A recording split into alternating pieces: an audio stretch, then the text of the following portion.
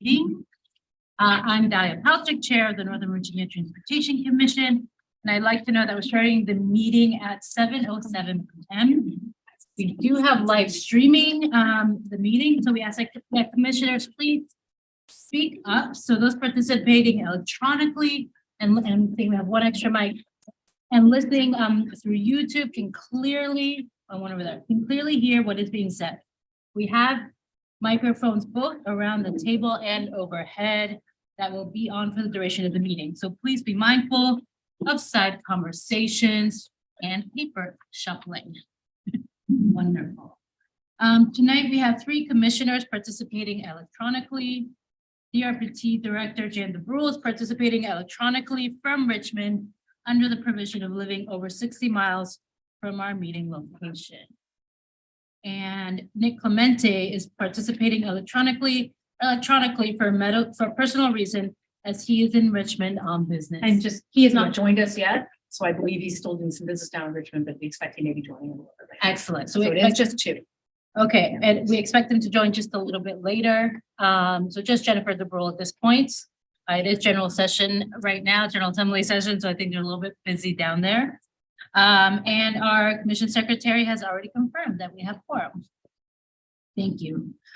Before we get started, I would like to ask the commission to join me. And is Matt here? Yes. No, other Matt. No, he's upstairs. He's upstairs. Okay. Got a Senate Finance here. Okay, so before we get started, I'd like to ask the commission to join me in a moment of silence.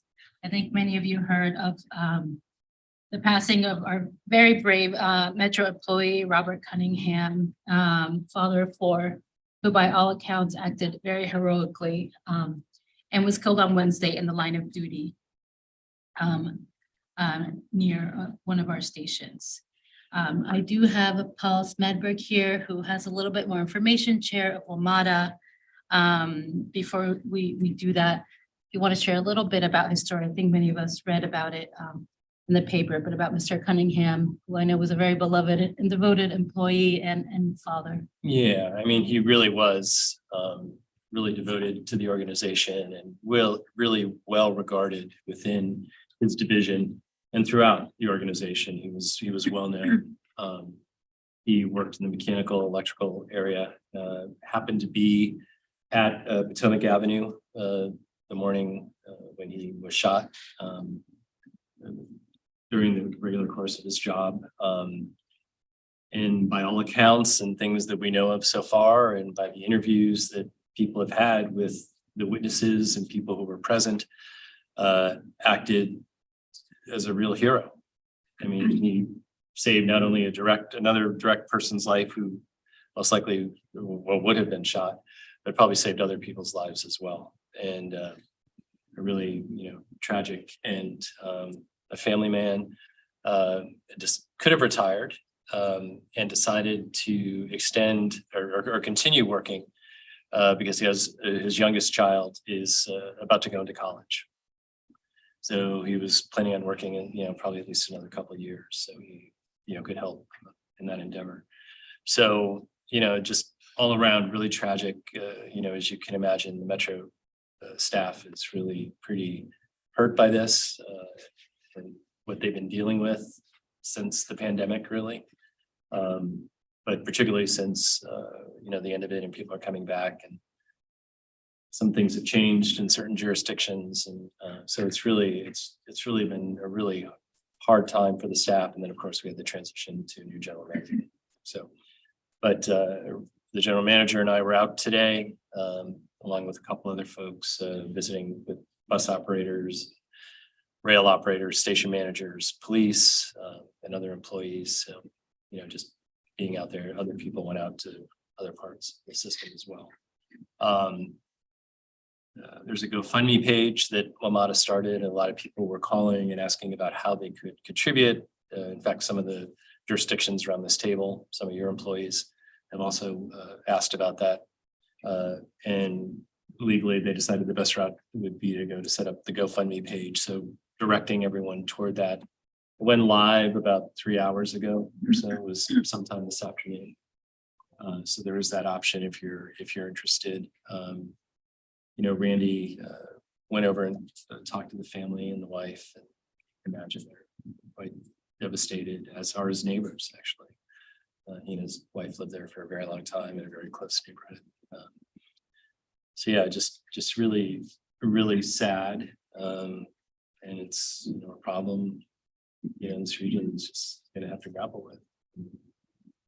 It's, yeah, hopefully some good will come out of it. So, thanks. Thank you for sharing that, Paul, and I know, especially for sharing that he continued to work in order to be able to send his fourth child to school. So Yep. I know the GoFundMe page, a lot of the impetus is to help the family.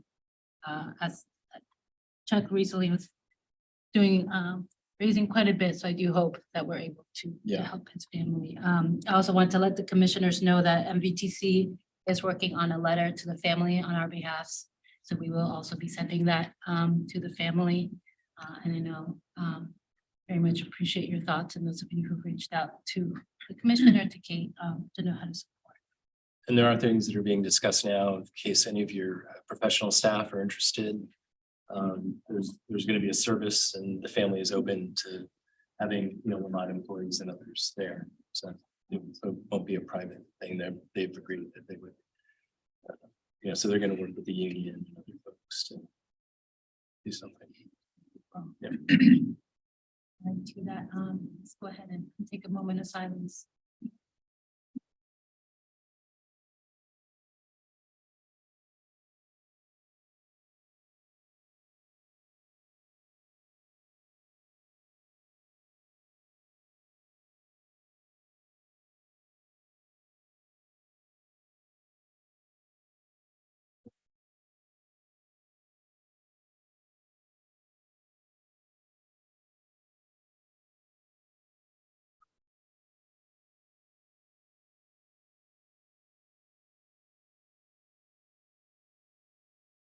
Well, we will continue tonight's meeting.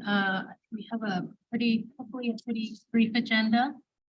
And we appreciate those of you who are able to join us today. I hope you have had a chance to review it. And we are excited for some happy news this evening. We will see our newest member sitting at the table. She has been officially sworn in. We will be ceremoniously swearing in our newest member from the city of Fairfax. Mayor Catherine Reed will be joining us, but before we get to that, Kate, did we receive any public comments this month? Madam Chair, we did not receive any public. All right, thank you. To that, the city of Fairfax has appointed Mayor Catherine Reed to MVTC to replace outgoing Mayor David Meyer. Mayor Reed, if you'd like to join me up here to administer the ceremonial oath.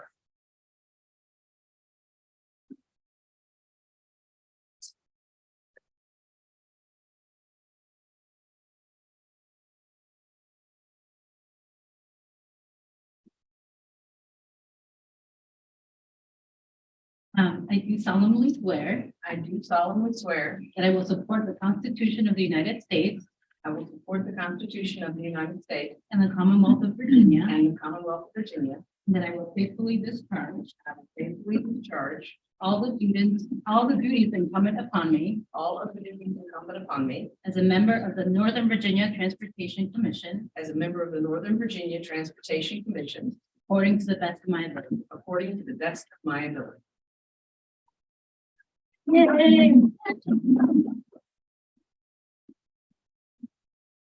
I know this is the first time I met you. Thank you. All right. Well, we are delighted. We've got hopefully an easy meeting for you, Commissioner Reed. So before we get started, if you would like to say a few words, Commissioner Reed, we welcome you. Thank you.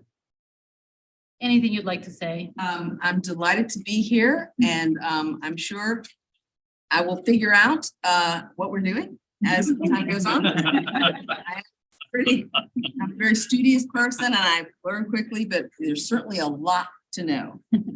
I have full faith in your abilities. Thank you. And you're one of the first person I was sent to when I was entering public service. So we're very delighted to have you. Thank you. Our first action item is to approve the January 5th, 2023 minutes. Could I have a motion to approve the minutes of January 5th, 2023 NVTC Commission meeting? So moved. I have a motion and a second by Commissioner Gilroy. All those in favor, please say aye. Aye. Any opposed? Any abstentions? And virtually, no, we don't need it. All right, thank you. All right, so the next action item is tonight's agenda will include 4 items. We have action A, approve the updated 2023 committee roster, which now includes Ms. Reed. Action B is to approve resolution 2496, approving the FY 2024 state assistance applications to DRPT, which includes state aid to localities and the Virginia Railway Express, as well as the technical assistance grants and transit fellow grants.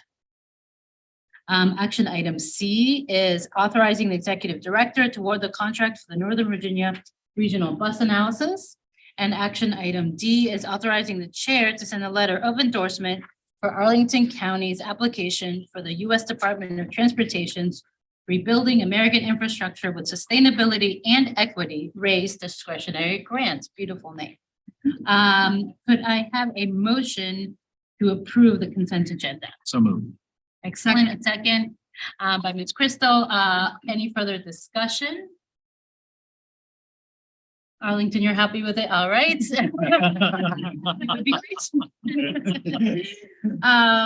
With that, let's take a roll call vote. All those in favor? Aye. Any opposed? Any abstentions?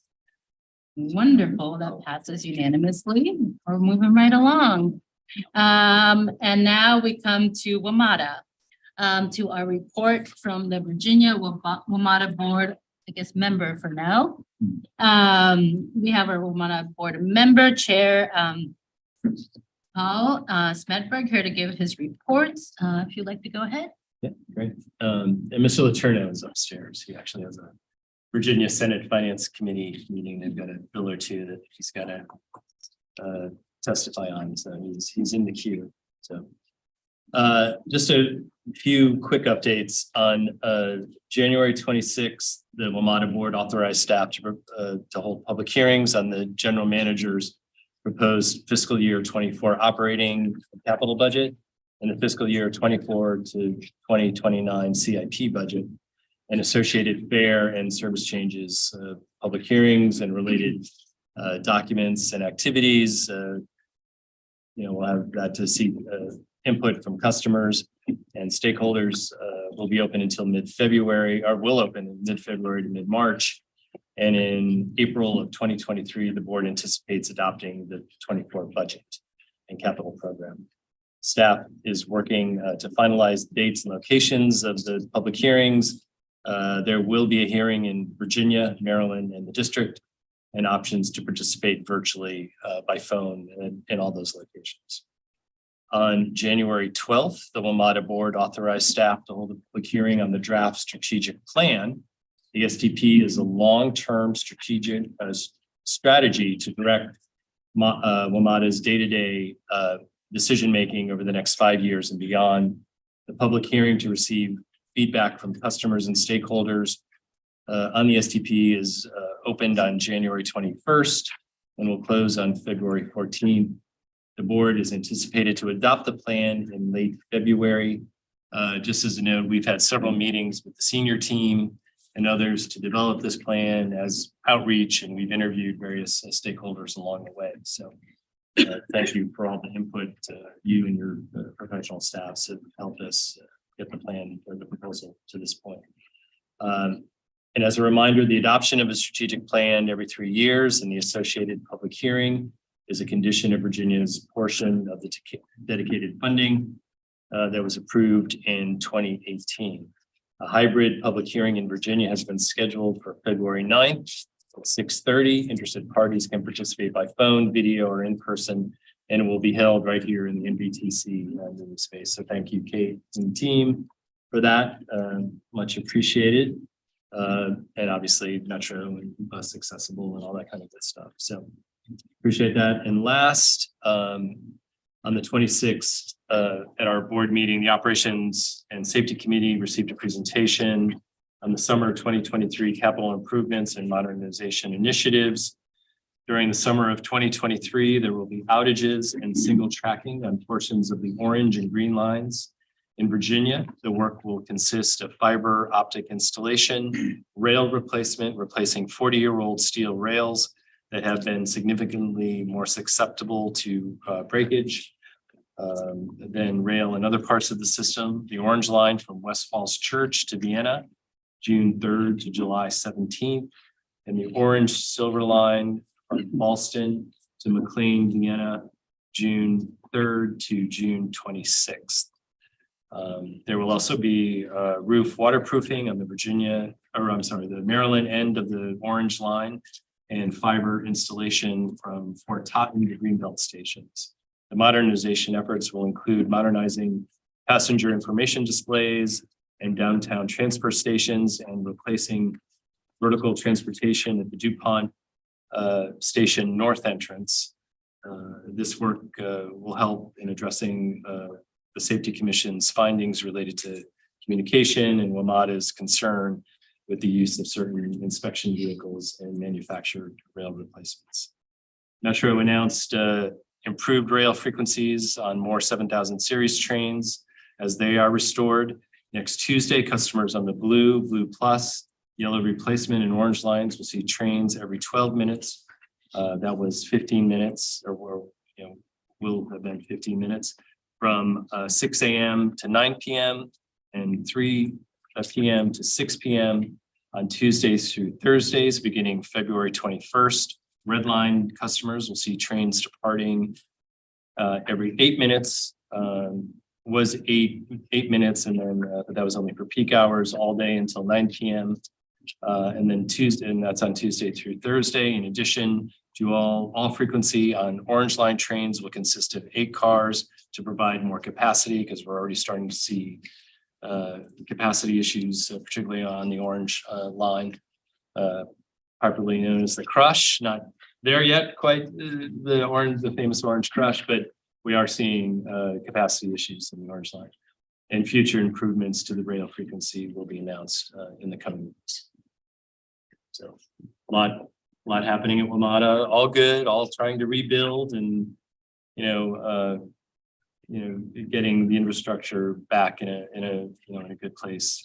A lot of these projects, as you know, were ignored for, a very long time, some 40 years. So we're really tackling those and addressing those, and really appreciate everyone's cooperation and help with this, because there are no easy ways to do this without that third track. We just have to rip the Band-Aid off and just do it. So. Thank you. Before I take any questions, appreciate the report. And what was a little bit of a surprise, I understand and hope that this will be the last for now of these outages here on our orange and silver lines. Yeah. I haven't seen it yet. I believe there'll be a similar bus replacement as we've done and others. Do Yes. you have more information on it or a timeline on when that will be communicated and? Yeah, it's going to be communicated soon. I know they're working on it. They've had a lot of practice, obviously, on the yellow line in Alexandria and Arlington and parts of Fairfax, so and other parts of the system as well. So, yeah, we're going to have plenty of shuttles and all that good stuff. Excellent, very much appreciate it. I'm trying to think if we have a meeting that week. That's my new form of transportation here, so hopefully, Yeah. but I don't think we have a meeting that week. Good, good to see you, Matt. I hope the Senate meeting went well. Good for Any other questions or comments? Yes, Chairman. Yeah, just two questions. First, the shutdowns that were referenced over the summer on the orange and silver line. When will we know the exact date of those? I mean, I think, Jeff, what has been presented is the date that they were able to best coordinate everything, and with the electrical companies and everything that has to be done. So I think the dates that are there, it should be in the materials. I think those, unless there's something we're unaware of, I think those are the dates. I think they're going to try to get the work done as quickly as possible. obviously, and hopefully shorten that time, but I think the dates you see are, Yeah, and- are definitely the dates. To that, so I know there's some concern about July 4th. Yeah. We asked Yeah. the same Well, questions, we asked the believe same me, questions. but the issue is they're going right from orange to green. So it's the whole summer that there will be shutdowns and they can't do this work concurrently.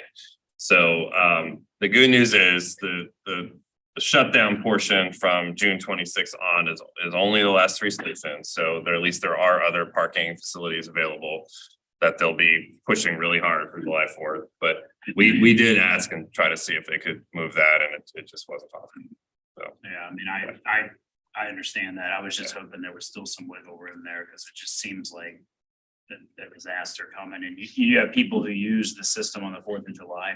Yeah. There will be a lot of people who will be using that for the first time in years and they're gonna go there. We're gonna have to saying, really- "Same old Yeah, metro." we've talked, Yeah, and so I just, you know, obviously from a PR standpoint, I think it's problematic, but you know, if operationally, there's no other answer, there is no other answer, but let's be prepared for a lot of blowback from people who don't use the system very often, who this will just be a reinforcer in their mind of, there goes Metro again. Who would Like- think that's a good idea? no, I can tell you, Jeff, staff is very mindful of that and they are gonna work and they heard your message and Brian's message. So they're gonna be on top of it. Okay, and the other thing, I just want a clarification is that on page 46, after we talk about the budget and the capital program, it says that NVTC staff are working with WMATA Committee Chair Alcorn to draft a letter that will be sent to WMATA on behalf of the commission during the public hearing period. The letter will be shared with the entire commission following submission. I just want to make sure the letter is coming from the committee to us. Now, that's not submission to WMATA. In other words, we're going to see this letter and the commission's going to sign off on it before it's submitted to WMATA. So the thing is, when you give your report, let me take one more question. I think that was more for Walter. We can talk about We it. can talk about it now if you want. Yeah, Yeah. go ahead. I just want to make sure I understand what that's saying, what the intention of that was, because meaning submission to Metro or submission to the commission? Actually, submission to Metro. So I believe it was last year we did it this way and, you know, and I have no problem bringing it to the commission. And Dahlia sign it, but this, would the timing work to So do it what's our that way? timing on? So, Madam Chair, so the proposal was because the budget is released and the open period is basically in between commission meetings, was to authorize the WMATA committee to take the comments that were heard like this, like now, today, as well as at last meeting, and that they would be drafting it and setting on behalf of the commission. So I know there was a conversation about that at last month's commission meeting. So that was about time. And that was something we did last year, but obviously that's the will of the commission. I mean, the only reason I bring it up is last year was very different than this year. With what we're looking at here in the discussion that we had at our last meeting compared to last year when we had a lot of federal money to get through the year. I mean, there's a lot of big decisions in this budget. And so if it's the will of the commission, that's fine. I just want to point out that it's a very different budget and very different trade-offs we're talking about here this year compared to last year's. Last year, I was comfortable not seeing the letter because frankly, it was a get through the year with federal funding. This year, there's some pretty significant policy decisions embedded in this budget. And so, for one, I would like to see the letter before it gets sent, but if logistically that can't happen, so will the commission to authorize the committee to do it. I can live with that too. I just want to point out it's a very different year than last year. I'm happy to work with staff and with Mr. Alcorn to find a way that we can get it to the full commission. I don't know the timing, so we'll have to look at the timing, whether that'll be electronically or able to bring it to a meeting if that's coming. Yeah, I think it could be. I think it's a good point. Yeah, unless someone brings up something new. I mean, if you're okay with it, you don't have to respond to it. But I just want to make sure all the jurisdictions here that have some pretty significant effects Yes. in this budget get a chance to make sure they get comment into the commission before the letter gets finalized. And to that, I assume it should go to all of our transportation directors. Also, Yeah. I'm not sure if I could to flip back to the last topic we had about the shutdown. You know, this Randy is doing or the general manager is doing a whole review of the organization. Jeff, we're doing a whole systematic review. So operationally and execution on projects like this, you know, Randy thinks there's improvements that can be made of how and when we do these things. You know, I think between the yellow line tunnel and this shutdown, I think the major things are probably okay, but you know, there's still gonna be work to do. But how they're done and when they're done, I think you're gonna see a change in that. And, you know, do we, you know, some systems, you know, shut down during, you know, the holiday season for 2 weeks and they, you know, get their work done. You know, I'm using that as an example, but I think we're gonna start seeing some different approaches to service work and the track work and all that other stuff. I think that's appreciated because it's only 2 weeks, it's not months, but in the past.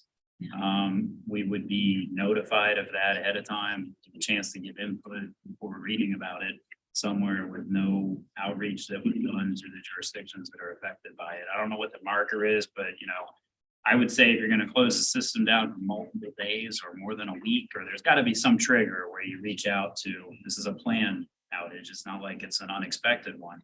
That outreach is done to the jurisdictions that are affected by it, so at least they can get a chance to get this information on the table before the decision is concrete, and then we're just stuck with it. I'm less worried here about the jurisdictions affected. I'm more worried about the reputation of Metro on a high ridership day when we're trying to get people back into the system to find these stations closed. And they are I'm worried about.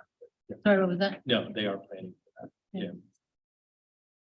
Absolutely. I appreciate that, Mr. Chairman. I know Randy came to NVRC, we brought that up, and then Greg is on the line. I think some of it with new leadership, we've made it pretty clear, and I appreciate you sharing that again. And I think there's a frustration in the way it was communicated, the timing. I've been on this board, we've had now 2 shutdowns with very little or limited head start. So definitely second that. The only thing I'll say is a little bit of a different way to think about it in a positive way if we want to try to. There's a lot of questions coming from our friends at the Safety Commission about how Metro prioritizes safety.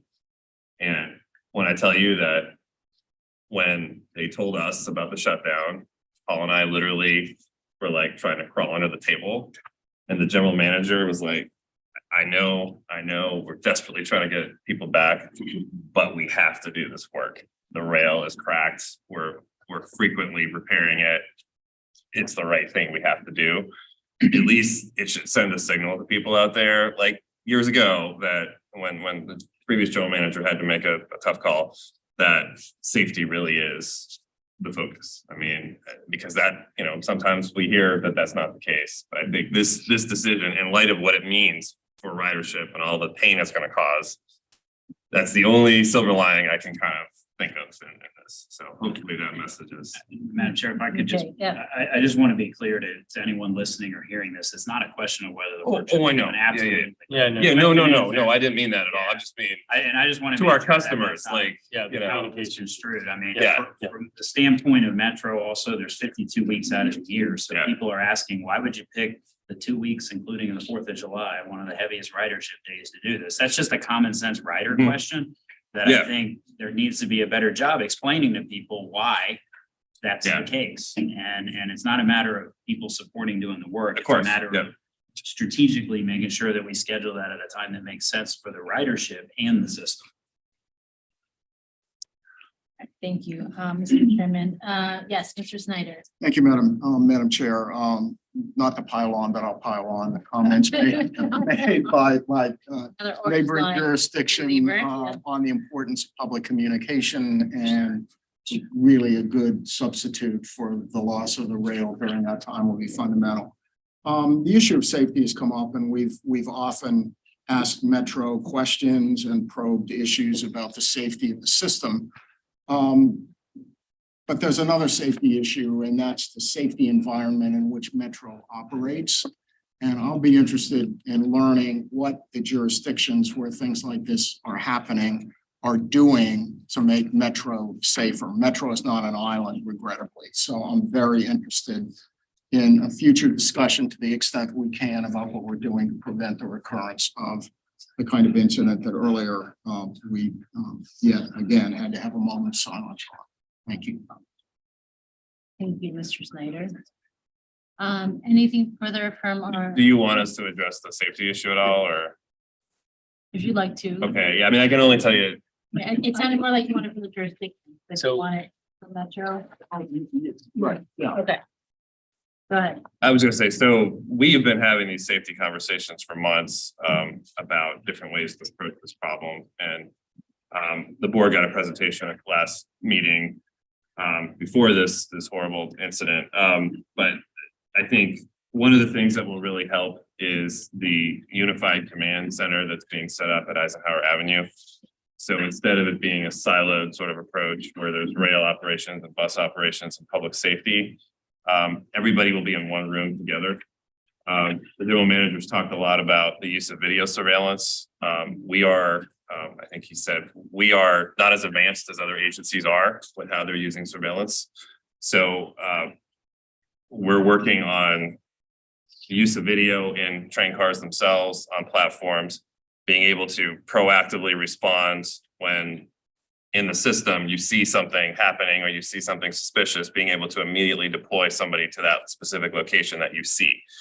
And we have some of that capability now, but not as advanced as it will be when we're fully integrated. And the general managers also talked about bringing the media and the public into that process so they can see for themselves how it works. So they gain some confidence about what we're doing. There's also some other things from a personnel standpoint that I don't think Paul and I can talk about yet, but you might see soon in terms of looking for ways to increase the visible law enforcement presence on the system. And that includes with our partners. Yeah. And there are a lot of discussions, David, going on right now with partners about that. And once, as Matt said, once the integration takes place at Eisenhower, which will be soon, you know, it'll be much improved. Do you have an approximate timeline for the Eisenhower integration? I mean, it's, yeah. Within months or? Oh, yeah. Yeah, I think Yeah, it's oh, a few yeah, months away. Yeah, it's a few months, but I don't know exactly how many days. Yeah. Thank you. So hopefully, as we continue through here, if not through other means, we'll be able to have safety updates and we can maybe think about, I don't know if the WMATA committee has some plans for safety discussions in the committee, but I do think this is something we probably want to bring to the full commission. Right. As we go through this process and especially through the Eisenhower integration. Before we move on to the committee, I appreciate those comments and questions. Any others from our commissioners or WMATA board members? All right, seeing none. Our next item is 5B, the report from our WMATA committee chair, Mr. Alcorn. Thank you, Madam Chair. So the NVTC WMATA committee did meet on January 25th, 2023, discuss its work plan for 2023. Sorry, And- Mr. Alcorn, I don't know if you were loud enough. Okay. So the WMATA committee did meet on the 25th of January, looking at the work plan and also to provide staff with comments. We actually spent the first 15-20 minutes of the meeting talking about the shutdown and asking why over July 4th and you know, what the alternatives might be and probe those for a good 15-20 minutes. And I would also just to add, Madam Chair, you did mention Randy Clark coming to NVRC. And afterwards, he did pull you and me aside and apologize for the communication and the lack of communication. So hopefully we will see better heads ups in That's the it, future. Mr. Potts, who's on the phone. Yes, about that as well. So so one of the other things that the WMATA committee did was discussed guidance regarding WMATA's FY 2024 proposed budget. I'll be talking about that in a second. The committee supported staff's recommended areas of focus for the committee for the coming year, and we'll be adding safety to that based on the discussions here. But first of all, offering comments on the WMATA budget and providing guidance to NVTC staff on the update to the annual report on the performance and condition of WMATA, providing input and feedback on NVTC's efforts relating to the WMATA operating funding working group and role of Metrobus study, and receiving updates and providing comment on WMATA initiatives. Many members also expressed a strong interest in discussing and engaging early on WMATA's projected FY 2025 operating gap. So first on 2024, the committee received an overview on the proposed budget for FY 2024 and also the CIP for 2024 through 29. After discussing and feedback from the committee, staff will draft a letter with these themes. First of all, importance of delivering budgeted rail and bus service levels, complete the safe return of the 7,000 series rail cars, continue fare simplification efforts, and open the Potomac Yard Metro Rail Station for full revenue service. Also expressed concern over flexing such a large amount of maintenance funding to the operating budget. Being supportive of the proposed low-income fare program, but have questions about implementation, overlap with existing programs, and cost allocation to the jurisdictions. Looking forward to additional information from WMATA on the benefits of the Infrastructure Investment and Jobs Act on the CIP and updated projections on dedicated capital funding, and encouraging progress on reducing the state of good repair backlog. So there's actually a really good summary in the electronic combined blue items document that was sent around. There was also discussion. If you look at the chart in that electronic version, it does show FY 2024 is looking like it is going to come in without a deficit, at least at this point. FY 2025 is when things look pretty bad. So we're looking, I believe, at a $730-some million deficit for FY 2025. So yes, there are definitely some important items in this year's budget. Certainly looking at the different fare simplification and options relating to that are going to be very important for our citizens and customers riding Metro. But a lot of the really tough things are geared up for next year. And then finally, so we'll be the staff will be working with me to draft a letter, which we'll figure out some way to get distributed electronically to the commission for any feedback prior to submission to Metro. So there may be I would expect a quick turnaround time that folks will be asked to take a look at that. But be happy to answer any questions. And it's a good committee if folks want to come. You don't have to be a member of the committee to come and participate. Absolutely. Thank you so much, Mr. Chairman. I have one question for you, and then I will start with Mr. Ferranti, Vice Chair. So while understanding that this is a tough budget, but not as bad as next year's budget, I believe there were 6 items that were recommended in the past for Metro to start looking at structural changes, things from real estate to others for long-term budget improvements, knowing that it will take some time to start to look at that. Are we looking to including in this letter as well, truly a deep dive and a study and beginning the work there? Is that one of the things that's being considered? Yes, we certainly can. Some of those are included in the bullets here, but we can make those explicit. We've said that before. And actually in the annual submission on the annual report on the performance and condition of WMATA, we've had pretty consistently, I think, the last couple of years, a set of priorities for the long-term sustainability of Metro. Okay, so I would, recommend one, making sure you got to keep those priorities in there. Sure. I just wanted to help direct folks to Chair Alcorn. Page 46 of the online materials has the itemized bullets within there. And so it actually was in the original materials. It is online, which is fantastic, but it is not on one of the blue sheets. It's actually within the material. Okay, thank you. No, I just want to make sure folks were moving around. Thank you, Mrs. Tice. I see that. And so since they're bullets, again, I would maybe add in there as a bullet, always, we did that work on those 6 items. Let's put them all in there. Great.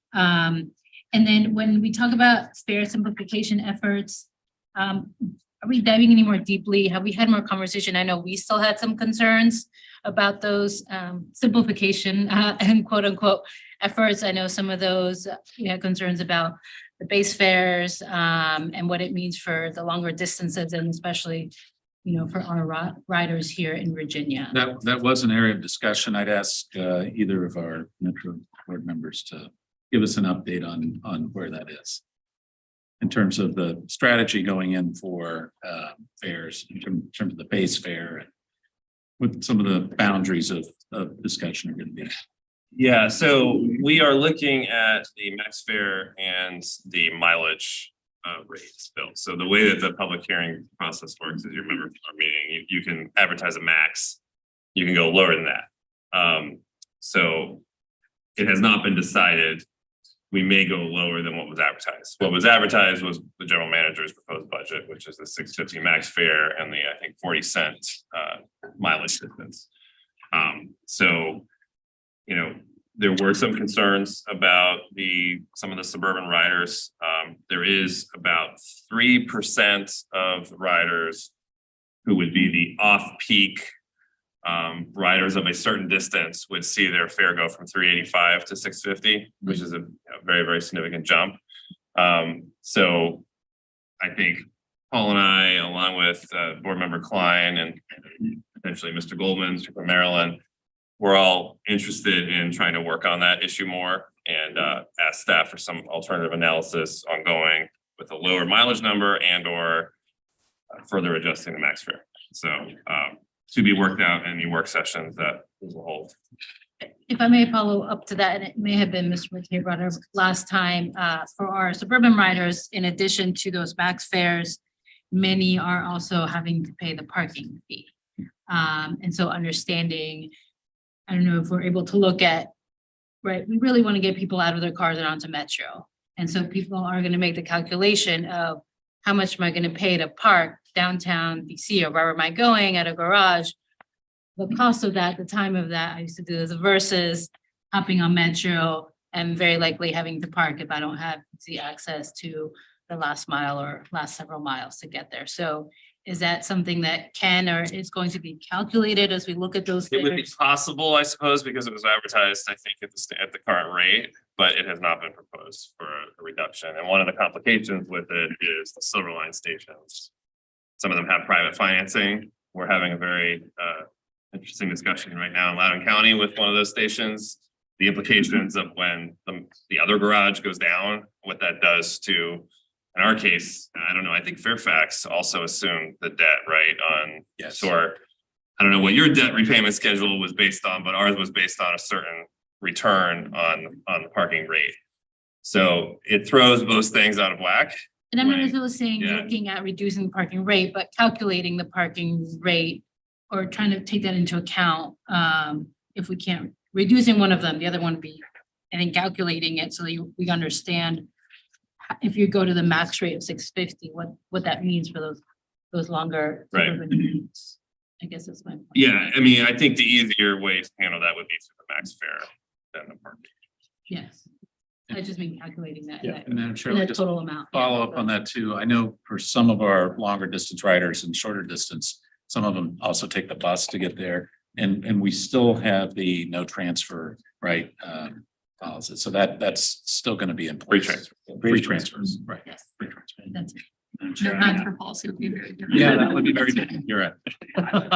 I may be alone in this, but I still have issues with us not looking at reducing parking. I mean, I know the complications of the private financing components and some of the county garages, but most of them are sitting mostly empty right now, collecting zero. And what frustrates me is Metro always ignores parking. Always does, as if it doesn't count as part of the fare. I'm telling you, people who are thinking about getting back on the train, who live out in these more suburban areas, are looking at the total cost to commute. And a lot of employers downtown who are trying to get their workforce back are starting to pay the parking fees for their employees or drastically discounting them because their garages are empty too.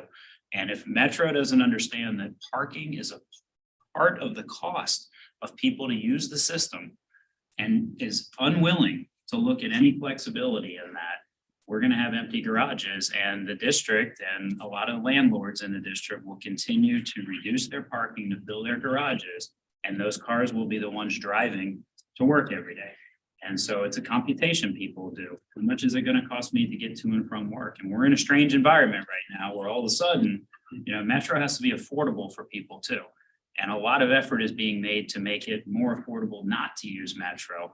and not so much for people, long distance riders, to make Metro more affordable. And if we don't think about it as part of the fare, total cost that people pay, I think we're losing an opportunity. Yeah, I mean, it's just, it would be a budget hole that has to be filled. But Sure. I mean. Our analysis is not that people aren't using Metro because of fare or price. That is not what's triggering it. It's service. And it's the fact that they simply don't have the frequency of places to go that they did before. So I think if we saw really good evidence that that was causing people to stay out of Metro, and we would make that up in revenue, then, but the way the budget analysis works, it's a loss. It's a revenue negative that you have to fill. So we're sensitive because if we cut too much and then we go out and ask everybody for money, then the first question we're going to get is, Metro, why are you reducing your own revenue when you're now asking us for hundreds of millions of dollars? So I get what you're saying. I mean, ideally, everything would be free, but it's a tough balance between trying to close the budget gap and, which is why I think I'm a little concerned that perhaps under the general manager's proposal, the suburban rider is, some of them, at least a subset, is going to be disproportionately impacted. And I think we need to fix that. Yeah. Yeah. I would second that thought. Yeah. And Madam Chair, if I could, Yes. Mayor Reed, for you and others who might be new, Matt and I serve on the Metro board, but Matt is our finance committee chair. Thank you. Yes, Mr. Allen. And yeah, just to finish off, I appreciate the conversation. I think one of the things that's important to keep in mind too is, so many of our Metro rail riders receive a transit subsidy, from their employer. That does not apply to the parking garages. So it is certainly a factor there. I don't know if NVTC staff has this, but I'd love to see a map of who's responsible for the financing for the various parking garages around our rail stations in Northern Virginia. I don't know if anybody's, I'd really like to see that. That'd be great, especially as we start to think about real estate. I think that's going to factor in as well. So it'd be helpful. to get We'll that. work with WMATA on that and our jurisdictions. Great. I think we have the time. Thank you. And yeah, we'd be happy to put it on the Metro, WMATA committee agenda. I appreciate that. And I don't know if we have what you just mentioned, Mr. Alcorn, if there's more data on that. I only know anecdotally as a teacher with offered free parking, the math did not add up, especially when my company could not cover the Right. parking, right? So absolutely, I think that's a great point, that just that the math adds up for our riders. So. All right, yes, Mr. Faust, Commissioner Faust. On the $725 million deficit in 2025, I assume 561 million of that's due to the fact that we don't have recurring federal funds that we're applying. It runs out. Yeah. Is the entire remainder cost increases? Are there, does 2025 anticipate any new revenues that aren't included in 2024? It does anticipate a ridership increase and therefore a revenue increase. In terms of cost, it's an estimate because we will potentially have a new labor contract by that point. But we are bound under the current contract to match, as you recall, the discussion last summer, CPI. So that was one of the arbitration outcomes. So that certainly drives increases in cost. So it's a combination of increased cost, but also, as you said, most of it is the fact that we're not having the federal money coming in anymore to make up for the reduction that we have. And I know we've talked about this a lot. Hanging on. Can you tell us as specific as you can be at this point in time, what Metro is doing to address that? Months away. Yeah, it's hard because the only real lever we have is workforce, labor. That's, over 75%, I believe, of our expenditure is our workforce. So as long as we're receiving federal funding, we cannot reduce our headcount at all. So up to the moment where we fully expend that, which will be through this entire fiscal year, we can't adjust that lever. Now, of course, if we do adjust that lever, then that's gonna impact service as well and reduce service, which will have its own impact on ridership. So the plan is to present essentially several scenarios. We got to get through this budget, but almost immediately, the general manager and his team are preparing to show what will happen if things are status quo and we simply run out of the money. What would happen if we received as much as it would take to sort of get to the service frequency that we would want to be at, and then a range in between that, you know, sort of a high case, a status quo case and a middle case, we'll call it. And we've been asked to do that by the Secretary of Transportation in Virginia. I'm quite sure that the other jurisdictions will want to see that as well. And I think that then begins the conversation of what the region wants to do with this issue. And then the other important piece of it is the federal coalition that has been formed and is continuing to work on this issue, because the other transit agencies that are like ours are in the same situation. And John, I think this budget, or, you know, that next fiscal year is really gonna force the region to have that discussion that everyone knows that we need to have. You know, they've known about it for a while. The model is just not sustainable. There's a paper, there are actually two papers that we have back to when Metro first opened. In fact, one is even before Metro opened, saying that the financial model is not going to be sustainable, you know, into the future. It's sort of amazing it's lasted 40 years or 45 years. But, you know, it's really going to push that discussion, as Matt said. The general manager's team, along with some consultants, are gaming various scenarios. We're looking, you know, Randy's done a whole restructuring of the organization. And, you know, we did the strategic plan. So we're laying the foundation blocks, you know, to have that. But, you know, Metro's got to build back its credibility too. That's why, you know, the state of good repair and all these new projects.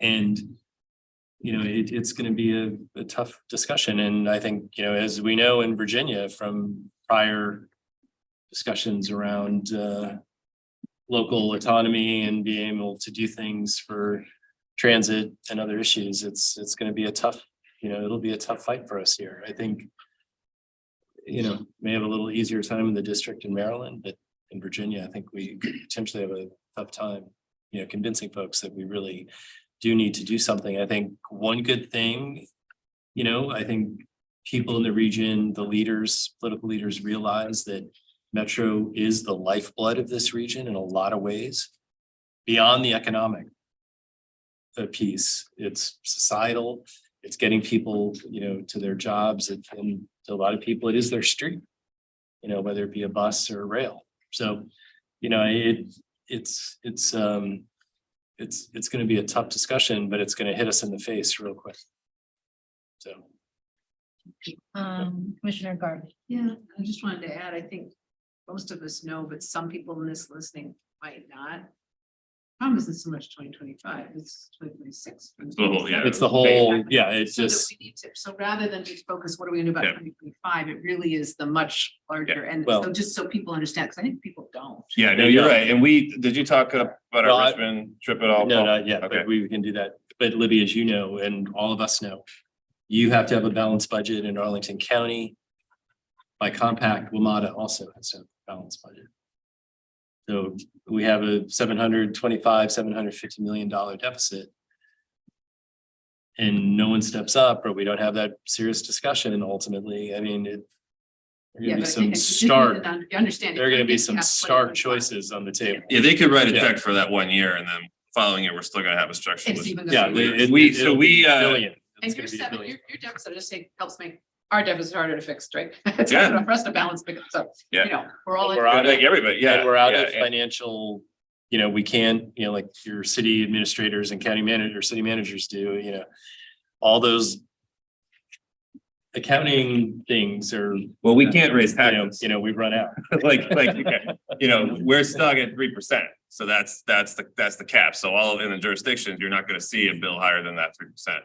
you know, Unless you get some taxing. no matter what, you know. And on top of it, we are going into labor negotiations. Yeah, but let me just say real quickly, so Paul and I did, when we were in Richmond, meet with the secretary, we met with the speaker, we met with the minority leader, we met with the chairman of the transportation committee, we met with the chairman of the Senate Finance Committee for the purpose of trying to explain this whole scenario long-term.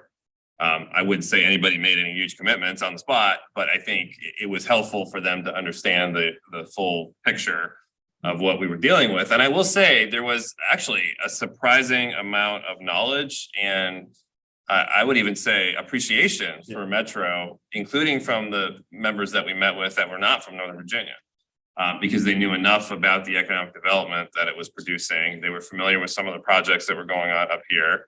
So, you know, that was actually pleasantly surprised by that reaction. The only other thing, Secretary Buttigieg. oh yeah, well, so on the federal side, that's certainly part of the federal strategy, and they sent the letter to him already outlining the whole long thing. The one thing that we didn't mention in terms of the budget that we should, I think, Paul, is there's a fleet renewal plan. So Metro has a lot of vehicles. And the IG office worked with the general manager. And so he's actually taking, I think it was 200 or 300 vehicles out of the fleet, 400, okay, out of the fleet completely to save money that were underutilized vehicles. So like they're looking, you know, in all of these places, trying to find some savings to help us contribute to the. But that includes all the mechanical vehicles, the emergency vehicles, the police vehicle, you know, it's A lot of. the general, yeah, I mean, it's not just, you know, it's a lot of Yeah, I mean, like, you know, trucks, cars, pickups, cars, those kind of things. Yeah. Buses? No. No. No, not not fleet vehicles that are part of the passenger fleet, but Thank you, I appreciate that. Yes, Commissioner Ron. Yeah, not to belabor, it, but thank you both for having those conversations in Richmond and for the credibility that you both bring to that dialogue. I think it's really important.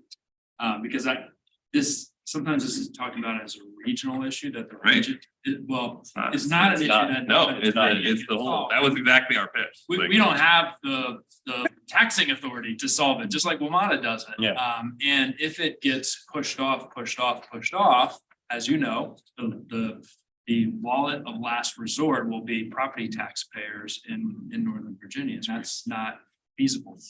So that dialogue in Richmond is really important. The other thing I'd say is, you know, last time we had a major funding breakthrough for Metro, it was the governor that helped make it happen, Governor McDonald. Yeah. I didn't love every piece of it, but he Right. deserved a lot of credit for really digging in and helping to make it happen. I'm hopeful that Governor Youngkin will step up and do the same thing over the course of the next year. Because if he doesn't, taxpayers in Northern Virginia are going to get hit really, really hard. And I share Matt's view. I mean, I sensed, and particularly with the secretary and Mr. Austin and a few other, you know, there was a definite understanding and a sort of a general level of willingness to interact, to address the issue. And they get it. I mean, they understand what it means to the region. We invited them, and I know Secretary Miller and others are going to be coming up. We're going to take them around so they can see what's happening, particularly along our corridor, or, you know, the Virginia corridor. And then also get them to a facility and headquarters, and so they can see what this is about. And it isn't just Northern Virginia. Because Jim, as you know, I mean, there's still some of that down there. And so. Thanks.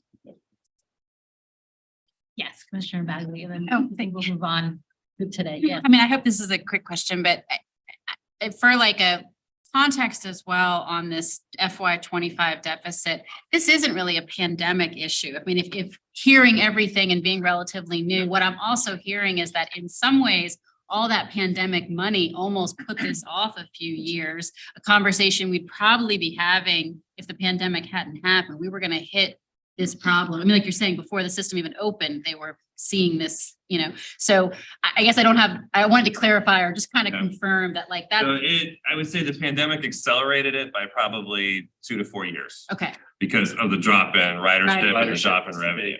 So that, you know, we had the federal money to plug that hole. As soon as you take that federal money away, then that's the real hole of what you have from the loss in ridership revenue. But even if we had continued at the pace of ridership, we would have gotten to this point because expenditures were exceeding revenue. it wouldn't have, but it would just, it's happening more quickly and maybe a little bit more starkly than it would. Yeah, and And prior to 19, I mean, ridership and Metro was really coming back. Now, ridership is going up.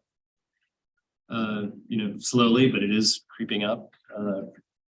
Bus is actually, some routes are better than pre-pandemic and others are at 75-80%, and rail is somewhere around 45 to 55. Yeah, depending on Somewhere in that. range. Tuesday through Thursday is really. Yeah, that's the new work group. yeah. Well, so it's a small corollary question was, do you anticipate any bump in ridership after the conclusion of the emergency declaration in May? Is that? We're anecdotal, I mean, this is just very anecdotal, but we're hearing, this month and March 1st, seems like people are being told, okay, you're maybe not the feds, but a lot of companies like downtown in particular are telling the folks they're coming back. This last final, Mr. House. Everything we've been discussing deals with the operating budget. Just, are we okay?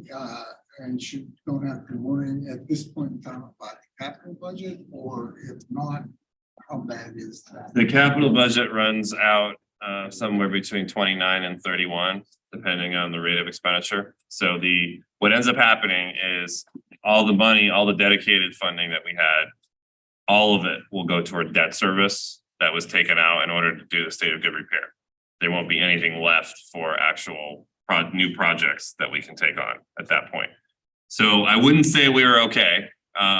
We're okay if it's not as big a crisis as the operating budget is, but it is still part of the long-term structural issue that we have. We got that funding. We did exactly what we were told to do with it. We all remember the state the system was in. We got the money. People said, go fix it. It's being fixed. In fact, this shutdown is part of that, right? But we took on a lot of debt to do that. So now, you're paying that forever. And as with, a lot of things, once you've used it up, you're just paying debt service. So we will need a solution as well. And that's the thing, like we always hear, there's certain members of the General Assembly that want Metro to go to Prince William County, and there's this and there's that. And we have a real core issue. I mean, we have a problem in the core with Roslyn and with the system in downtown DC for capacity that would need to be expanded, if we're going to do anything additional. And that's tens of billions of dollars. So that's not even close to being considered within our capital budget now. So. Thank you. Mr. Faust, I think you have a retirement project. Project for you.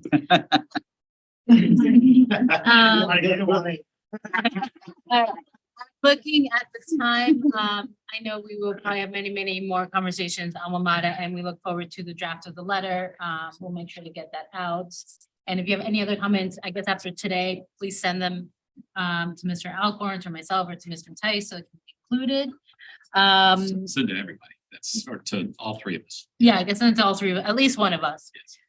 If you can't remember, that way it can be incorporated into the draft. And to that, we will move on from our beloved WMATA to our beloved Ms. Amy Perron-Seibert, our legislative liaison, who's down in Richmond for the General Assembly session.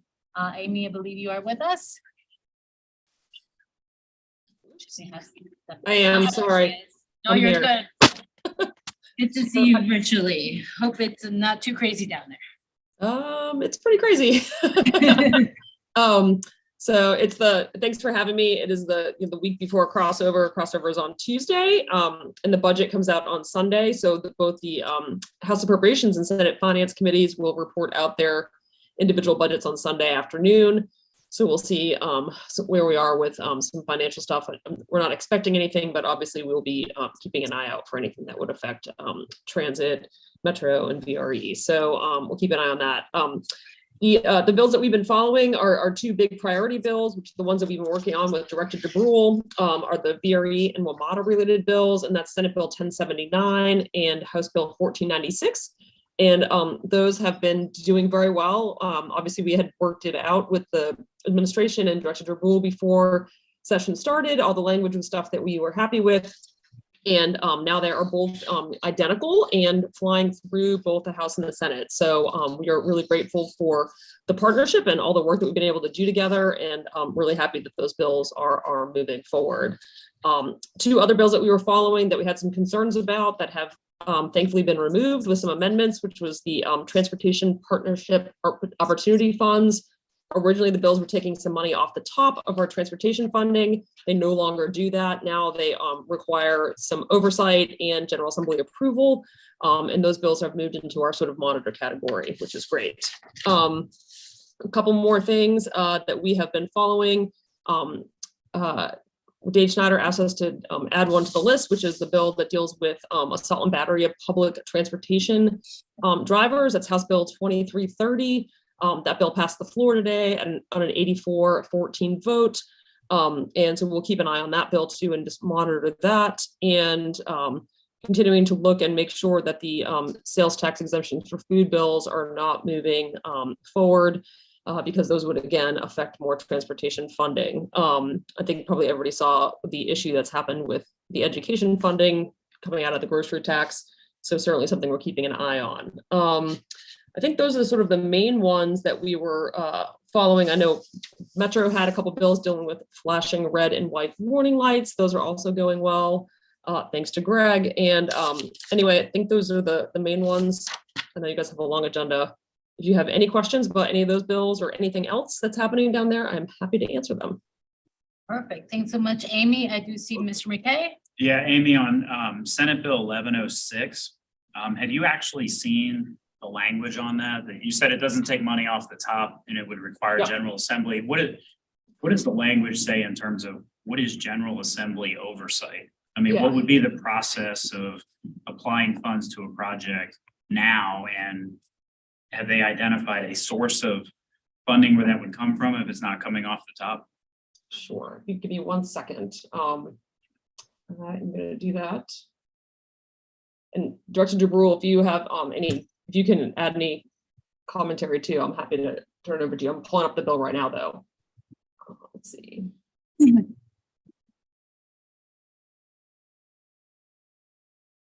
Jennifer, are you with us? I am.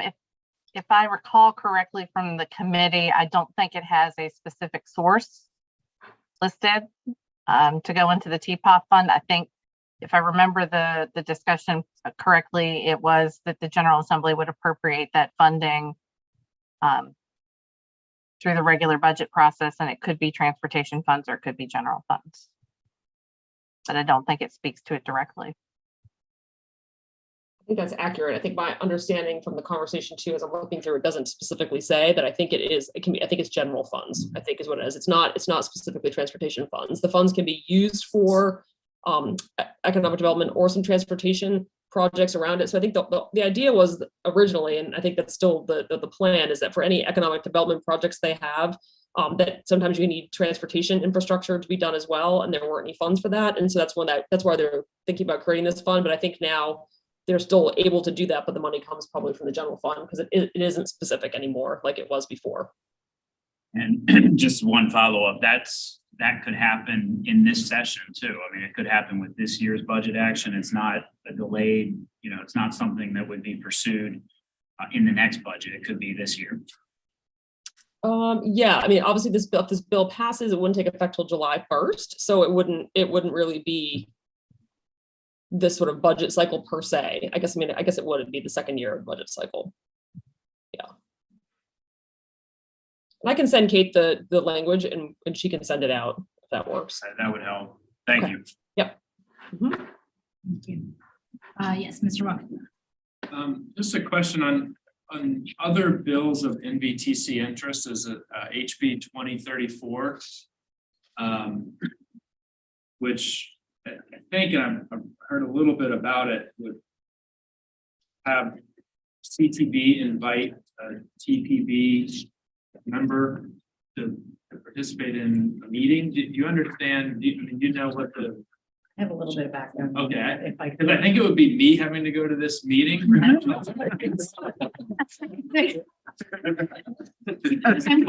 have you there. Yeah, like why? So A little bit of background, several years ago, this legislation went into effect, which was to have an annual transportation-focused public meeting, which would bring the major transportation agencies, organizations such as NVTA, NVTC, I think DRPT, VDOT, all together in a single location for a public meeting. And we are identified within the code. TPB, Transportation Planning Board, which of course is outside of the jurisdiction of Virginia, is not included in the code. They actually are always invited to participate, but there has been interest, I believe, last session in making more formal in the code that they participate. I've had questions. I actually happened to show up at a hearing last year where this was on the topic, and I was actually asked to say something, a little bit sort of surprised by that, but they're always invited to be there. And so there obviously there's some interest, but typically I would assume it would be just like it has been me and Monica. I expect it would be somebody like Conti, that it would be a staff level, but they are always invited to it and at it. So it has been a little bit interesting that there's a desire for a legislative ask for it. Madam Chair. Yes. So I actually had a conversation with Delegate Sewell, who was putting it forward, and some of the impetus as well is to have they're trying to figure some of this out, how to have it recorded. But then with having recordings, you have people interact live while it's happening, or is it just YouTube recording?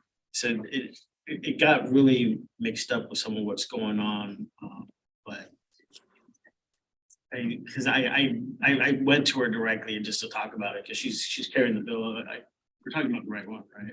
I think so. I mean, the TPB having them Yeah, participate. Amy's Yeah. shaking her head too. Yep, Yeah. that's the one. That's the right one. Yep. Yeah, because I was super curious about it too, because I kind of felt in your shoes. I'm like, I'm on TPB. What's this mean that I have to go to? Right. Am I gonna be arrested if I don't? Yeah, and it was really not for CTB to for all of their meetings, just the Northern Virginia one. But The one that we have once a year. the one that we have once a year, yeah. So I think there's a lot that's kind of lost in the weeds on some of this, but hopefully some of that will get cleared up. Because we're on it and we went through the alphabet of boards. Amy, I was wondering if you have a sense of how the bills on the virtual participation are going. So there's 3 bills total. Delegate Elizabeth Bennett Parker had one in the House, and that one actually was killed in a subcommittee in the House, but then Senator Marsden had the identical version of that bill. Right. And that one has passed. He amended it because Delegate Bennett Parker's bill had said that that you could have an unlimited number of all virtual meetings. Right. And so then he on the Senate side amended that to say, because right now the limit's 2 or 25%. And he amended the bill to say 50%. And so that one passed the Senate like yesterday, maybe, I think, 25-14, I think was the vote. And then Senator Deeds had one that was going to add back in local public bodies like the like city council and board of supervisors and things like that. And that bill failed. So that bill was killed in Senate General Laws. So the only bill that's alive right now is Senator Marsden's with the amendment that makes it instead of 2 or 25%, it's 50% of your meetings can be all Zoom meetings. And that would include NVTC because it includes regional public bodies. All righty. Well, something's better than nothing, I suppose. Yeah. Sorry. Has happened yet. We'll see. All right. Any other legislative questions? All right. Well, thank you so much, Amy. Really appreciate your work down there. And we will move on. Thank you to commuter choice. I'll try to move us along quickly. I know we're a little bit behind now. And I see our leadership here waiting very patiently. For the commuter choice program tonight, we have one blue item, which provides us with a summary of the applications received for this round of I-395 and 95 funding, which covers fiscal year 24 to 25. To summarize this matter, we received a total of 18 applications for just under $110 million in requests. The project application includes funding to support 9 bus service projects, 3 rail capital projects, 1 park and ride lot, 1 fleet expansion, 1 bus priority treatment, 1 TDM transit incentive package, 1 request for additional VRE operations support, and funding to support 1 BRT. A pretty competitive package this year. For this round, we have an estimated $45 to $48 million available. And so with $100 million in requests, far exceeding our funding and demonstrating a continuing need for transit investment in the I-395-95 corridor. The KIT staff provided a timeline for this funding round, as well as information about upcoming joint commission working group meetings and upcoming commission actions, along with, Chair Bagley is here, who will be leading this work. And we also had Adam Hager, our commuter choice senior program analyst, available to answer any questions. Before that, I don't know if there's anything I missed, Adam, or you want to add before we take any questions? I think you covered it, Madam Chair. Excellent. It's a big list. It's a big It's list. actually kind of exciting. Our jurisdictions really answered the call this year. I guess one question I have, which maybe for us or for the public or new members, knowing that it is such a large list with great projects on it, do we ever provide partial funding for projects? It is possible. That's up to the commission. We have not to date for any funding rounds. Excellent. Thank you. Are there any questions about any specific projects you see in the list is page 2 of the blue action item? Madam Chair, I guess to follow up Yes. on your question, I guess, is it prohibited from giving partial funding or? It's not prohibited. not- I think one thing that we attempt to do is make projects whole. So one thing that we did with the last I-66 round in particular was we completed the funding for some larger projects that needed sort of that last little bit to get over the line. There could be situations this year, given some of the asks, in particular, given the large dollar amounts, where we get split across 2 funding cycles. So that would be up to the commission as part of our sort of programming policy. Any other questions or comments on that? Yes. Can you just give a clarification, continuation across 6 projects, it looks like, or 7 projects, but what exactly? Sure, those are existing projects that are all transit service projects. I believe there's 8 total. So 8 of the 9 bus service projects are currently funded with commuter choice funding. So is this new funding on top of what they've already received? This would be effectively, if they receive funding, the next funding installment. So this would be up to 24 months of transit operations subsidies to them.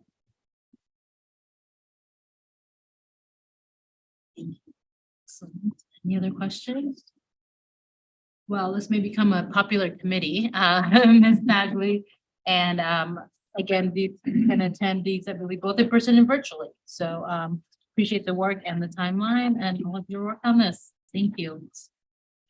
Okay, moving on to action item 8, the Transit Technology Program updates, and included in your materials is a written update on the status of our Transit Technology Program work, which focuses on 2 key areas. One is our ongoing regional fare collection efforts, and the other is our Northern Virginia Zero Emission Bus Strategic Plan. The Program Advisory Committee and the Commission will receive an in-depth briefing later this spring. But at this point, we have Anne LaGrange here with us, the Transit Technology Senior Program Manager, to answer any questions from the program packet.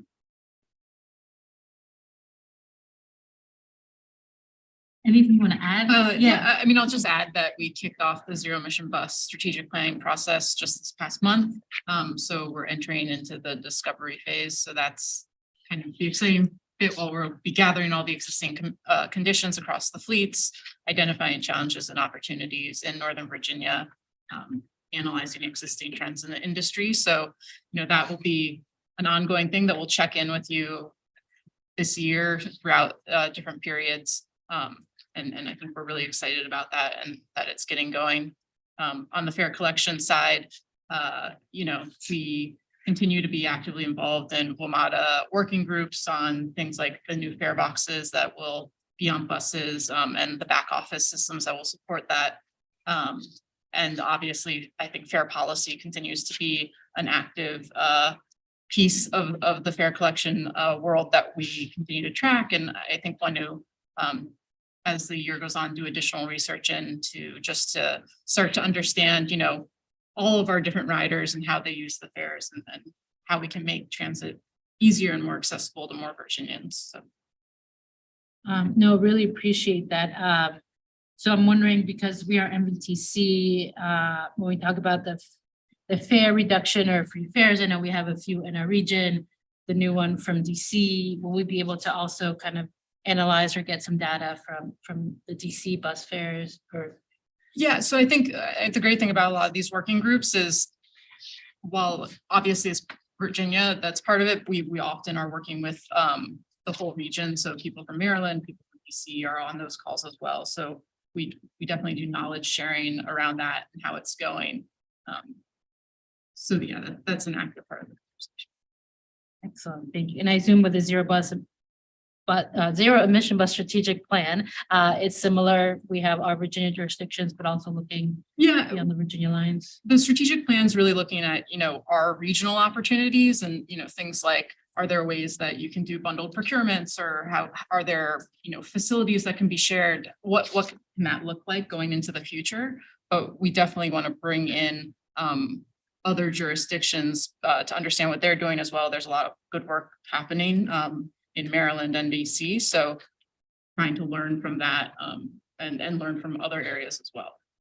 And before I turn to Mr. Alcorn, I don't know if Paul, Matt have anything to add. I believe at MVRC, Randy did bring up, you know, seeing WMATA as a leader for that, especially when it comes to the facilities. I don't know if you all have more information on the zero emission bus planning on the WMATA end.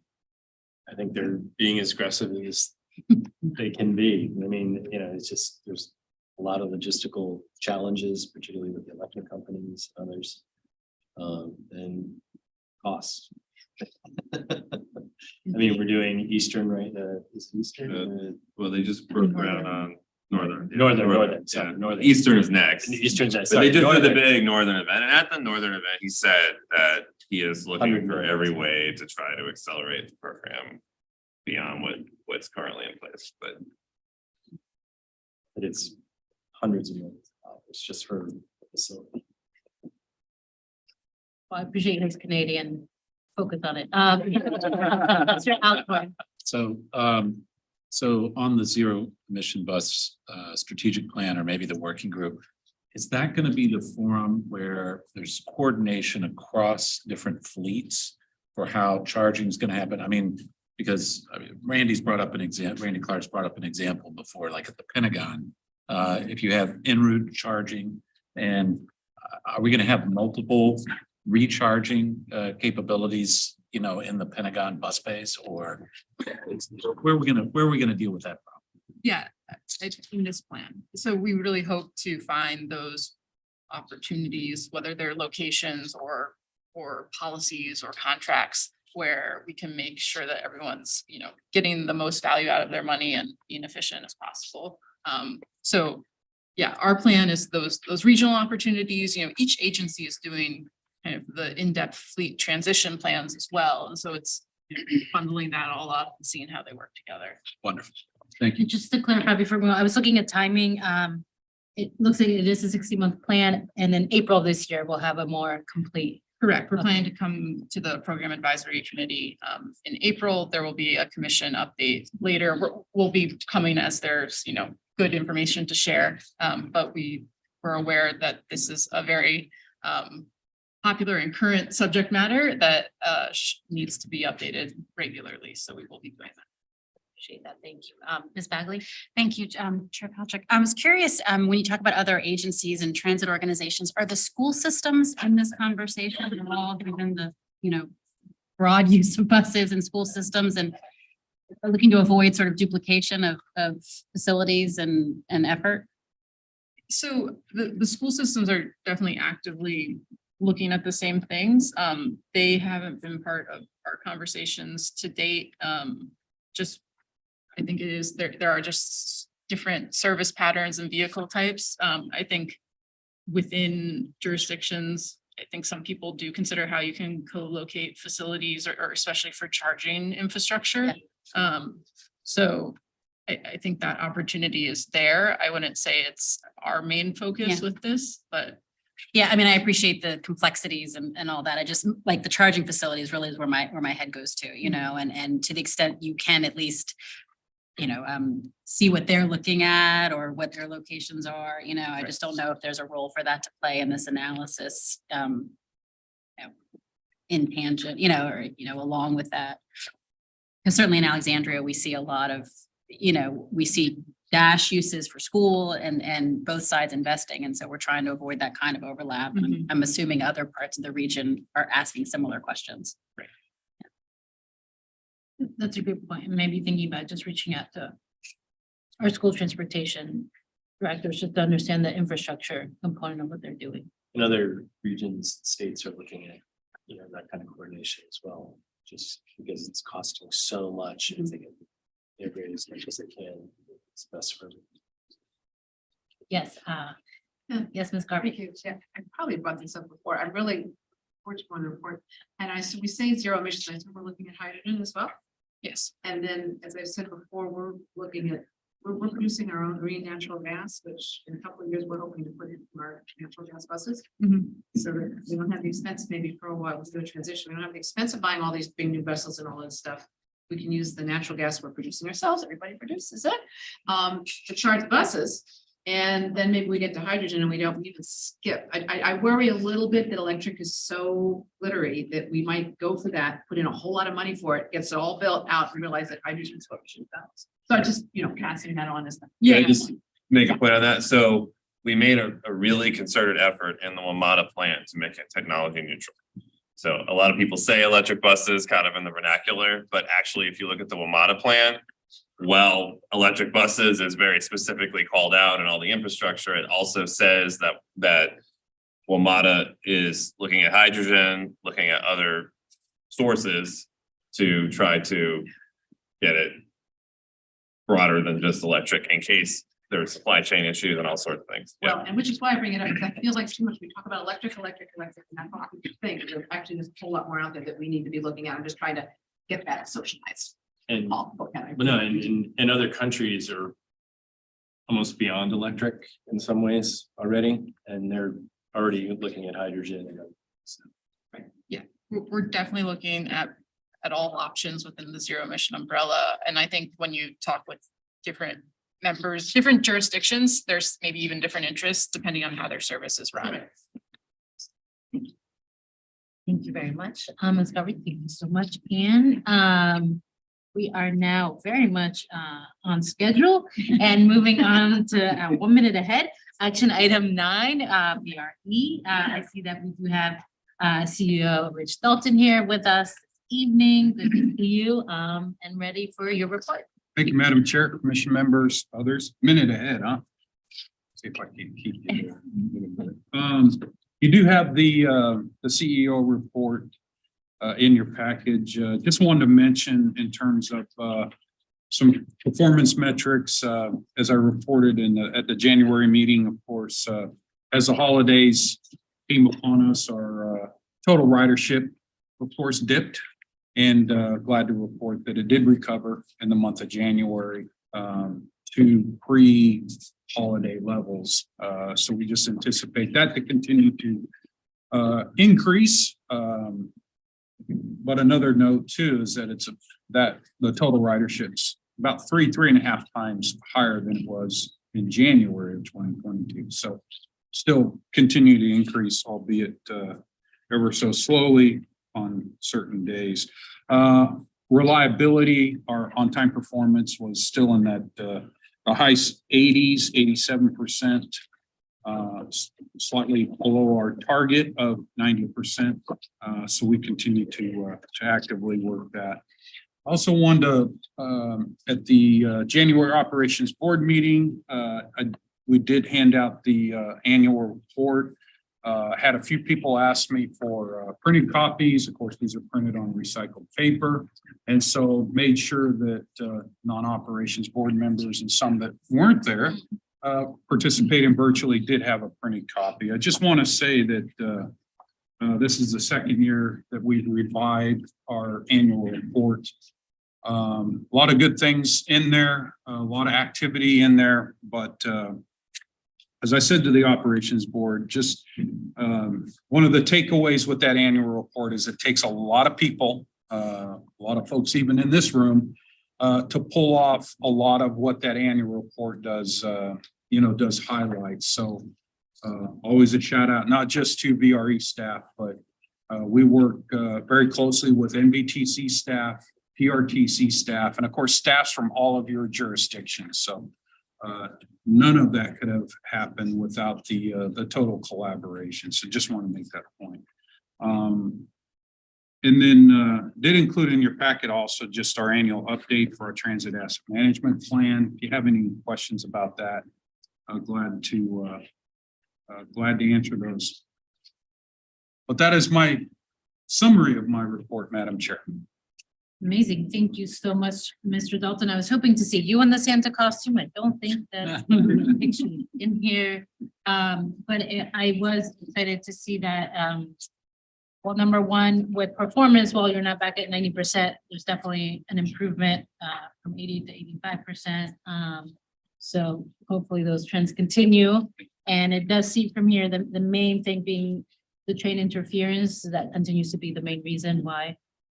And so I don't know if you have more information on how improvements along that are going, if there's anything that's we are able to control if we know where that's headed. It's good. Great question, Madam Chair. It's train interference, but the larger category is just congestion on the railroad. And as we've just to some degree throughout the history of VRE, of course, being intermixed with freight trains and even other passenger trains, you've got about 3 different services out there going at different velocities at all times. One of the benefits, if you will, one of the many benefits with transforming rail in Virginia, it does open that capacity up. If you, to minimize the congestion, but you're going to take up an action item here as well that mitigates what has become the single largest contributor to congestion, and that's coming in and out of Washington Union Terminal. So that's my short answer. As I could the go all day tracks on 22, I congestion. believe, so one of those. Okay, so it is Union Station. Yes. I appreciate that. And then my only other question for you on this was related to the well, not question, but I appreciate on here that you have Bike to Work Day. I was happy to see today. I'm not near VRE, but Metro. Love that we're able to take bikes more easily. Love that you are highlighting Bike to Work Day. And we're adding one over at my office here at Anna Station. But remembering that different ways to try to get people out of cars into transit. And so hopefully that's going well and we'll continue to expand and hopefully anything we can do to help support those efforts and increase ridership as well. Absolutely. I'll just, in that report does highlight, the operations board made a change to our tariff that actually opened up, train bikes on trains last spring. And just to give you an idea, pre-COVID, even in the summer months, we'd probably carry about 60, 70 total bikes on our trains. We were just looking at a number for the month of January, and we carried over 1,100 bikes on trains in the month of January, which is not a not a typical bike month, if you would. But so to your point, yes, we are catching a lot of folks that are combining the their bike trip, if you will, combining that with the trip on VRE. So we're very excited. That's it. And I love that you're recording that. I would love to hear more. I know back when having to deal with bike parking was an extra barrier. It's really nice and hopefully we continue to see an increase. We are updating my CEO report and starting with the January number. We will be reporting total bikes on trains on VRE every month. Really appreciate it. Great report, great improvements. Any other questions or comments? Yeah, Commissioner Garvey? Question, Mr. Dalton says, great, the big bump in fare pre-September. And then, but then it came down, obviously, which we thought. Are you think, did we get to December or so at the point that we lost all of that bump? Do you think it helped? I guess is what I'm trying to say, Yeah. because obviously it did in September and October, and they're continuing to rise. Absolutely, and the point being, and we'll, we'll post the numbers and stuff like that. It's only the second day of the month, so they're always unaudited at this point. But it puts us right back where we were in November. Actually, January's numbers puts us right back where we were in November. So I mean, after free fare September, we showed a slight decline, but it also, we're back to the numbers that we were in August, which was before free fare September. So that's, again, positive, if you will. Yeah. We'll just have to continue to see how that trends. Not positive enough to do another free fare September to kind of those things, probably not. Well, I'll tell you, nothing's off the table. Okay. And we will be, we'll be socializing our, our marketing community outreach plan, which you see a lot of the results from calendar year 22 in the annual report. We'll be socializing that within the next couple of months with our operations board and getting their input on some of those types of activities. Thank you. All right, well, if I don't say any, yes. We do have an action item. Yes. Yeah, okay. Okay, perfect.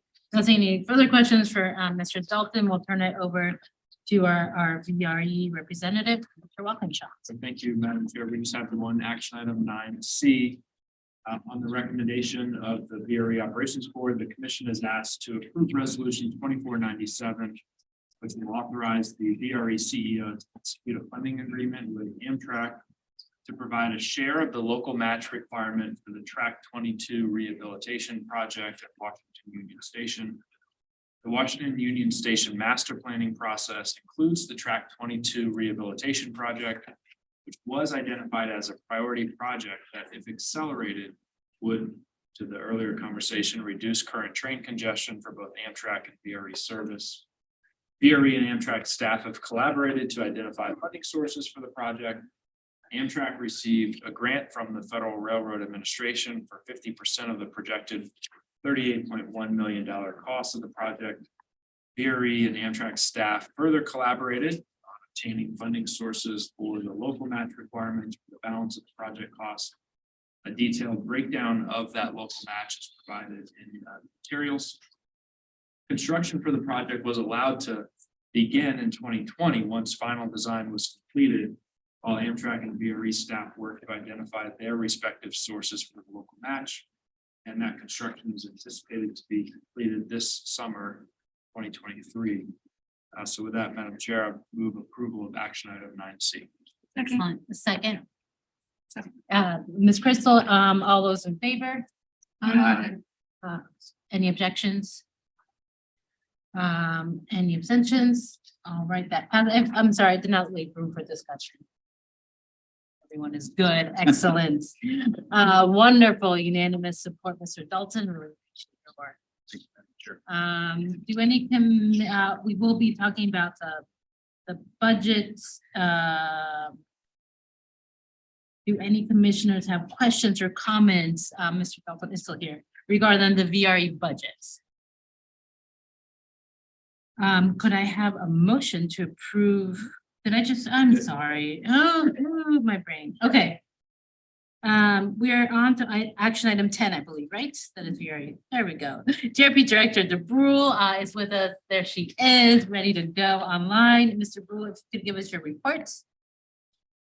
Good evening, everyone from Richmond. It's been a crazy month with the General Assembly. I would be remiss if I did not say thank you to Kate, the team at NVTC, Rich and the team at VRE, and Amy for their partnership working on the legislation regarding the Commonwealth Mass Transit Fund. I said in executive committee earlier, I don't think I've ever worked on a piece of legislation where we have seen the same bill come out of both houses with a unanimous vote. So I think it really does go to show that we've been working in great partnership in a very nonpartisan way to advance good public policy. And so I'm very grateful to everyone for that. you have my written report in the folder, but for us, we're in the middle of our fiscal year 24 budget process. The good news is we're seeing our revenues trend ahead of our forecast. So that means that we're ahead of what we had projected to be available in our current 6-year program. So that will help all of our local governments and our transit agencies as we work through our annual budget process and release that draft in April. And with that, I'm happy to answer any questions and just, again, grateful for the partnership we have with NVTC and the local jurisdictions in Northern Virginia.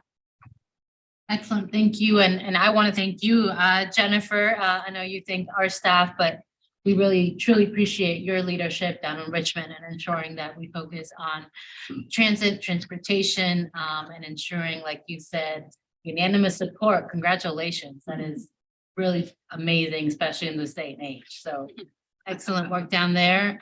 Any other questions, comments for Mr. Brule? All righty then. That takes us to our executive director and her beautiful newsletter. Thank you once again. If you want to go ahead and share with us, Ms. Matthijs. We're happy to give you some highlights.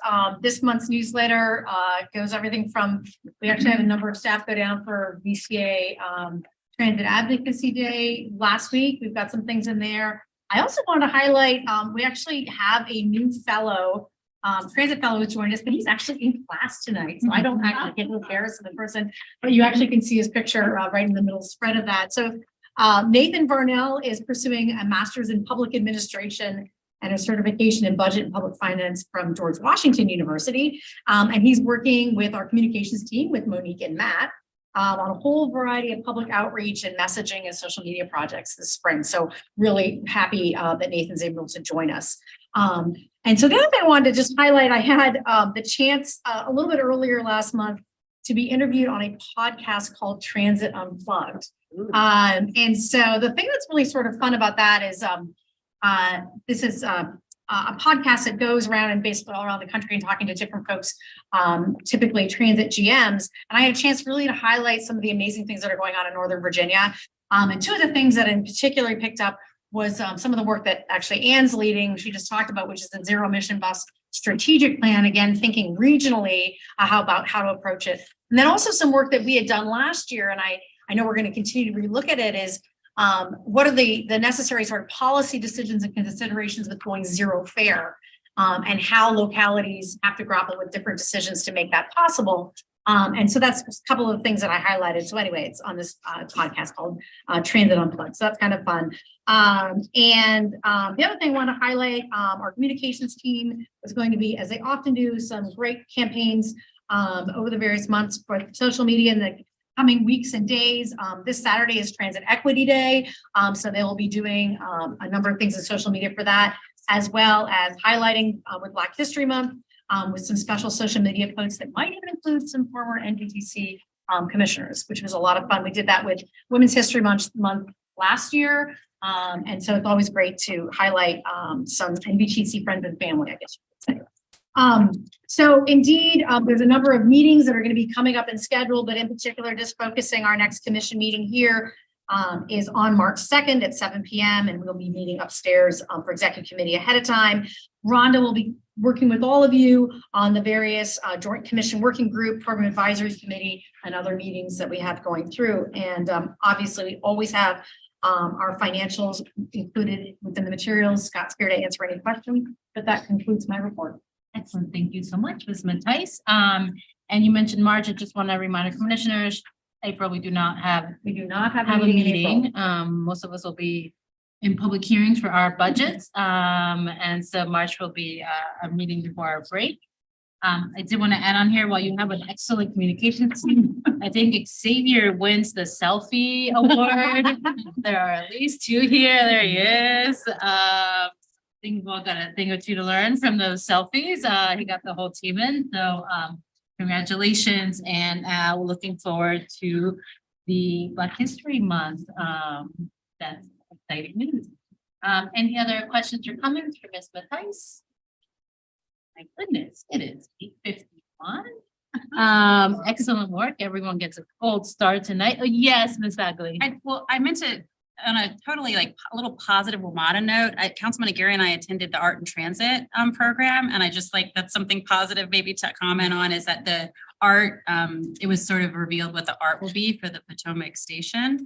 And we got to meet the artist and see his renderings. And I assume that information is now online and publicly available somewhere, but it's a very organic and sort of interesting design that I think is meant to be, to withstand the elements and to sort of appear as you move through the station, the art will look different to you, which is, you know, kind of interesting, and it will always look a little different. So that was a nice experience, and we're definitely looking forward to seeing that art in the station.